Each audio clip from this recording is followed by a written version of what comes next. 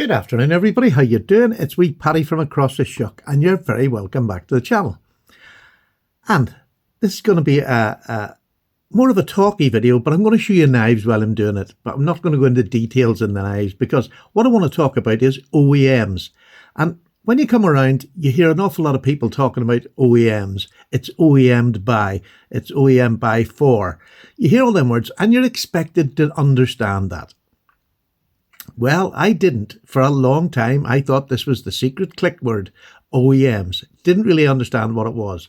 So this is for those of you that don't. But it's also one for over here in the UK, because we OEM knives. Some of our companies OEM knives. And I just want to explain what that is, because sometimes I think over here in the UK, we're not as up to date as across the water. But we are, and especially in the traditional world, which is my world. And I want to just talk it through a bit. So an OEM, this is an OEM knife. This is a beautiful knife by Moonraker, Moonraker Knives, which is an online knife seller over here in the UK. And this one I've just got in today, which is one that I wanted to show you. Look at this, beautiful. This is maple burl. Look how beautiful that is. Now, maybe you can tell why I went for this one, because they made two, which was a green one and a brown one. This is in maple, and this is stabilized and dyed. Look at that. Is that not just beautiful? Beautiful knife. Now, this is OEM'd by Arthur Wright. And what the deal is with an OEM is an outside company or online seller wants to have a knife that's going to be specifically their own. In this case, Moonraker, they order these, and I have to say, most of the time in Moonraker, it's a clip point. And I'll show you, I've got another couple of examples. I don't buy them all, but I do buy the ones that I really like. They do all sorts of different. So Arthur Wright make them, and then they usually stamp them with their name, with the company's name. Now, Moonraker haven't done that. They've kept the Arthur Wright logo, but they're the ones that some of the times he supplies the woods for Arthur Wright that are already dyed and stabilized. But you're getting an Arthur Wright basic knife with something different on it that's not going to be available anywhere else. Arthur Wright they make their basic models and usually in Iki wood. And this is a knife that they keep at a really, really low budget price. And it is a handmade knife. It's a completely handmade knife, which is just so unusual. I just wish we could take more pride in the fact that we have companies that make handmade knives from start to finish. I love that. That's my biggest collecting thing.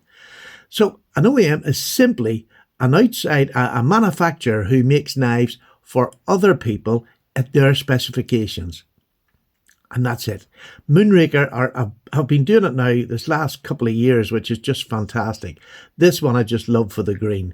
But Moonraker do, and they're usually all maple or some sort of dyed and burl wood. There's another beautiful one. This is maple. Just beautifully done. Stunning looking knife. And you know I like my clip points.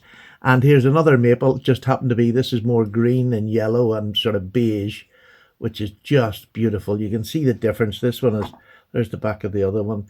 You can see the difference. They don't look the same when they're together. So I liked having that. And that's three. There's three that I've got in my collection. And I say, I don't buy them all. They make them quite regular. Now, this brand new one here, there was only 15 of these made because that was all the wood that he get to do that. That was all the wood that he sent Arthur Wright. So there's only 15 of them made. So you're talking knives that are going to be lower in numbers than a lot of other knives. Like a basic Arthur Wright are always the same, usually. Now, they might change the wood up for certain occasions. That's it. But this is a great way of getting something that's just a little bit different from the basic.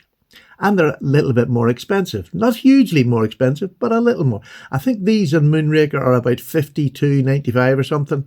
I think it's a fantastic price. Handmade knife with scales that give you that little option to have a little bit of flair in your collection.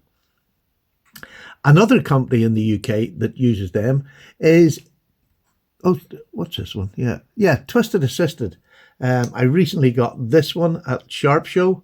You can see the Twisted Assisted logo there. Oh, let me just get that down there There you can see the Twisted Assisted logo, which is a skull with a gas mask on, and Twisted Assisted down below it. He gets them made, and he for the longest time he sourced the micarta for them. This one has changed. Arthur Wright sourced the micarta for this. It's beautiful, smooth, fine grained micarta, beautiful in hand, beautiful to touch. And again, it's another way of getting an Arthur Wright that's got a different. Twisted Assisted tends to change his blade shapes when he's getting them. And I love this little pen blade or pocket knife, whatever you want to call it. It's just a jackknife, whereas these are Barlow's. This is a jackknife. I absolutely love this knife. Absolutely love it.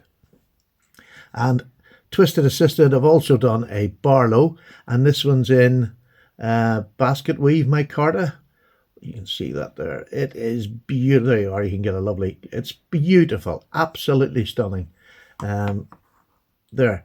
And another company that started doing them recently, and I'm so glad they have because they have a good reach, which is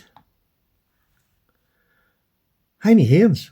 Now, they haven't adopted, they didn't get a Heine Haynes stamp, but what they have got is the red for Heine Haynes red liners, which stipulates. So they're the only people that can get the red liners from Arthur Wright. I think this is just what a fantastic sheep's foot. And not only that, they do it for really, really nice people. Like me, Mikey and Justin.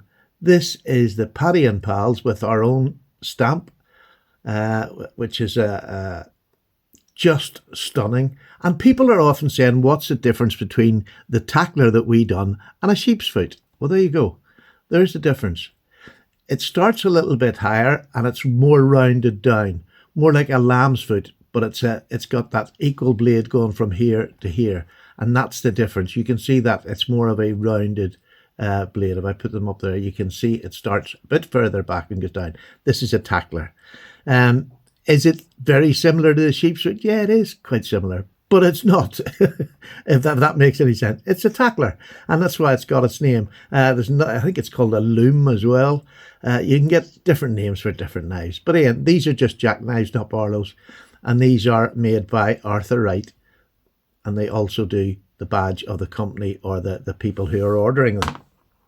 So that, I hope, is a simple explanation of OEMs. Now, to give you to put that into context in modern knives, there we go, get up there. Put that in context. Spyderco OEM knives, they get knives made in China, and that's an OEM. China is their OEM for Spyderco. Although they make knives themselves, they're more budget end, and also they're high end because Taiwan does some of the best Spyderco knives. That's an OEM for Spyderco. Although they make them, they put Spyderco's name on them. Same as the Chinese ones. They make them, but they put the Spyderco name on them. So they're sold under the Spyderco name, but they're OEM'd from other people. I hope that clears that up, but I just want you to let you see that there's ones. I mean, there's three companies there. Heine Haynes, Moonraker, Twisted Assisted, and then you've got our Paddy's potato peelers, and we're going to start doing them more and more often. So it gives you that option to get an Arthur Wright, because they're only a little small. I keep saying this, but just in case people don't know, there's only three of them work there. Michael does most of the paperwork, ordering, getting the contracts sorted out. The other two, which is Michael and Beth, they're the ones that make the knives. They have so many companies to make knives for. It's always a rush to get it done. Now, this one that I got today, it came and it wasn't sharp. And the only reason it wasn't sharp is because there was a burr on one side. All they have time to do is this, and then the knife has to go out. Because they don't have time, because they're making for so many companies, and to get a sharp edge can be quite hard sometimes. But look, I can honestly tell you, this is what I used today to get the edge like this. You can either believe me, oh, it's a better edge than that, let me tell you. It's absolutely lovely.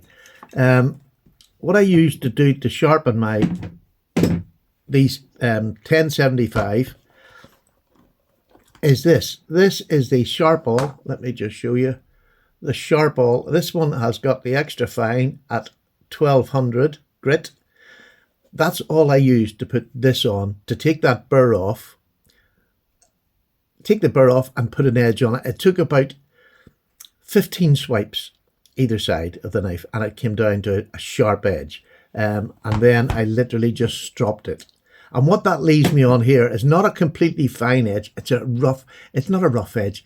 It's a bite, an edge that's got bite into it. It'll dig into whatever you're doing. And when I mean digging in, with these here, it just digs in from top to bottom, and it literally digs all the way through. And you can actually hear it. It hasn't got that ultra smooth, but that's what you want in a working knife. And at the end of the night, when I come home or when I've used it, I just put it on a strop, about 5 swaps up and down, and that will bring that back to sharpness again. So there we go. A little bit of sharpening. My sharpening sort of philosophy is take as little as possible off, have a nice bite in your knife, and it will cut through most things much better. You'll find that out when you try it. Let me know. Let me know. And although this is 1200, it's never on long enough really to get a great polish.